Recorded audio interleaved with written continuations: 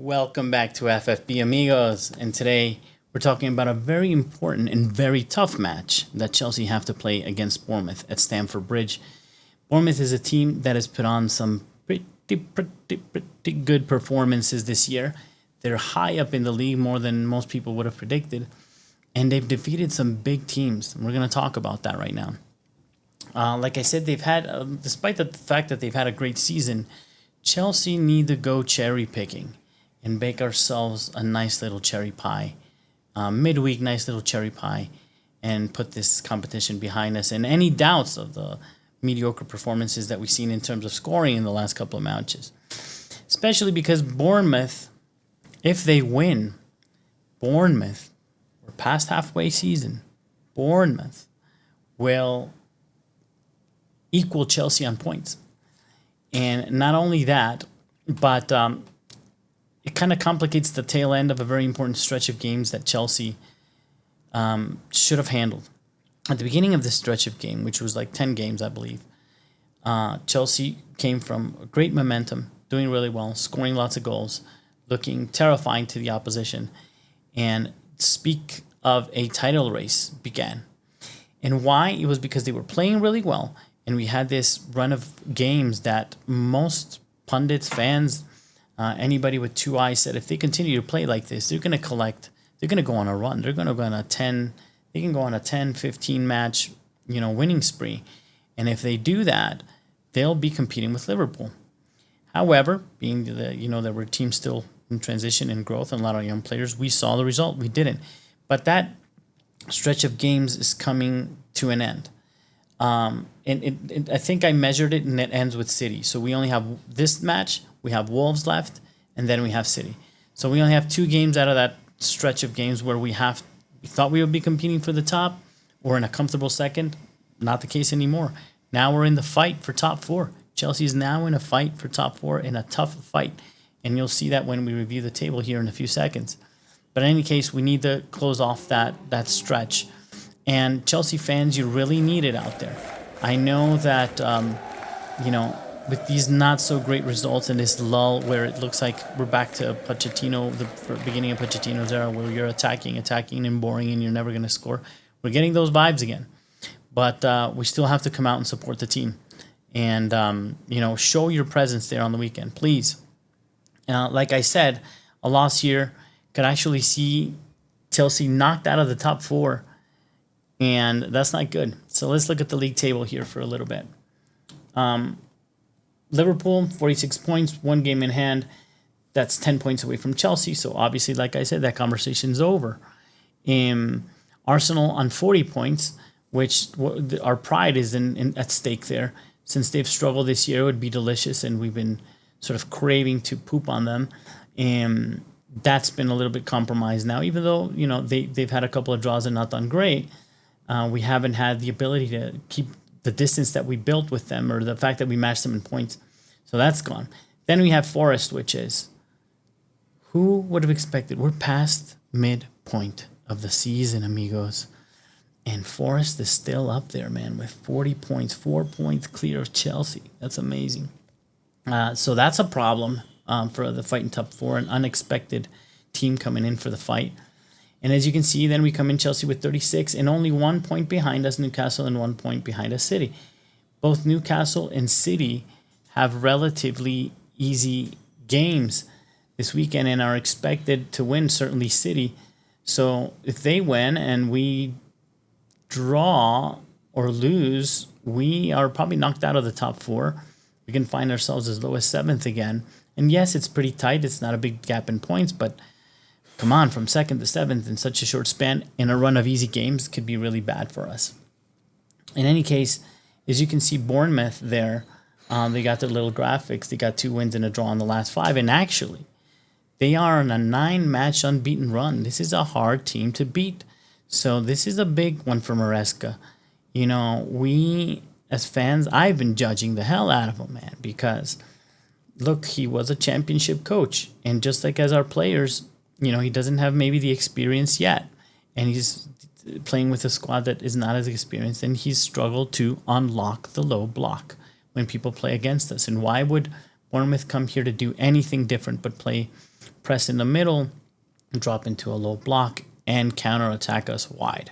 That's what you have to do to kill Chelsea. And let's see if you can, do something about that. I believe that we can. We have the talent. Let's see. Let's see what we see. And if it's not working, a lot of criticism that he's been taking is he doesn't make any changes early. Well, hopefully this match, if things are not working by, the middle of the game, the halftime, then he'll make some changes no later than the 60th minute so those players can come into the game. Let's look at the predicted lineup based on what I think can happen here, or in a little bit sprinkle of what I want to happen. So we know Maresca, as he said, a little bit stubborn. Some of us want to see Jurgensen. Never going to happen. Let's not waste time on that. Sanchez in goal. Cucurella, one of the best left backs in the league, certainly our best left back, certainly going to play. Colwill, and then obviously we expect Colwill. The tricky one there in the Fofana hole is James. Why James? Number one, because I just want to see him. I miss the man. I miss our captain.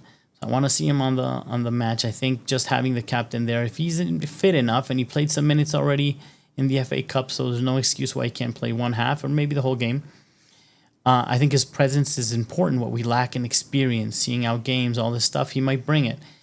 And I think I have to see him there unless we change tactically, because the right back, although Cucurella inverts most of the game, and he's the one that's going to be running up and down and bombing up the field and running all the way up into the 10 slot.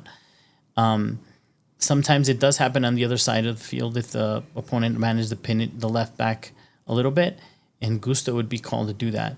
And if anybody's going to be doing any running right now, at least the first couple of games that James is back, let it be Malo Gusto and not James, just in case. Some protection for him, somebody that has the physical ability to run like hell, as Gusto does for this match. So that's the reason. And then I think everything absolutely else, I won't even waste that much of your time, but Caicedo and Fernandes, obviously Sancho, Neto, Palmer, and Jackson. That's Maresca's team. That's Maresca's, without a doubt, his immovable players. He's proven it, even stubbornly, and even substituting them late when they're not performing. Or in the case of Palmer, they get trapped into a cage. I don't know if you've heard the description of Mourinho. Oh, you should watch that video. It's an amazing video where he explains how he defeated Barcelona with Inter, and it was by building a cage around, because some people say man mark, some people say zone, but he describes the formation, and he did something crazy that, oh man, I wish that I missed that coach so much. His in-game ability and to adapt to opponents is unbelievable. But how he adapted to build a cage around Messi. And if you remember, at one point in that final, or in that game, he played like Eto'o as a right back pretty much, or a right wing back. It was just nuts, but all very well thought out to adapt to the competition and beat a superior match and a team. And obviously that Chelsea could beat low blocks and beat them 1-0 and close out a game. So that's a long way from where we are today. But in any case, similarly like that with Palmer, when somebody builds something around that they're closing them out, find the ability to make it work. And I think every fan is calling, we don't want to see him moved. We don't want to see him replaced, and we don't want to see him out of the 10 where he's the strongest. But why not? Why not try it out if you're in a bit of a lull and play him on the right, where he did an amazing job under Pochettino, which that's when we improved, right? In that season, we did improve in the latter half, not because of that.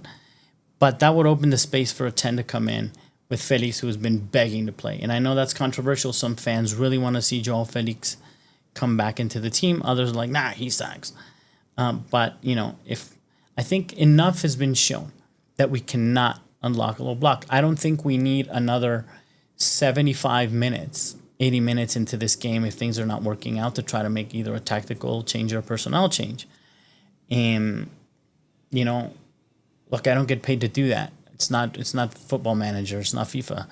But that would be the risk. I think everybody knows. It's Palmer go to the right, play Felix in the 10, and see what comes from that change. Please tell me in the comments, do you think Felix has done enough to come into the match? And is it insane to move Palmer to the right? Because I think you might even do him a favor, man. I think you might even do him a favor Because if he's locked down in that area and they figured out a way to close that channel, most teams, then absolutely letting him play on the right. Not only that, I'll dare say, and letting him drop a little bit deep. If you've guys seen what happened in the Manchester United team when Bruno Fernandes drops deep, he doesn't drop deep in a way just to do a 1-2 and run all the way back up to the field. He breaks through lines. So when he drops deep, he drags in at least the DM with him. He's going to drag one or two players with him. And he's unbelievable of playing out of that space.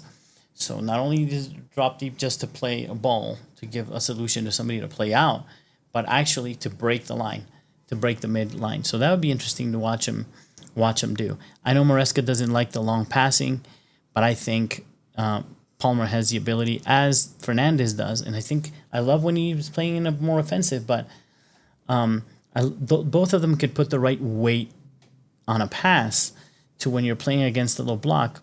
You might have to play the ball very wide or over the center backs on a long ball. Maresca doesn't seem to like it, or I don't know why we're not doing that as much, but it's a tool that we may need to, and bring down the quality of people that can launch those shots, those passes from further behind.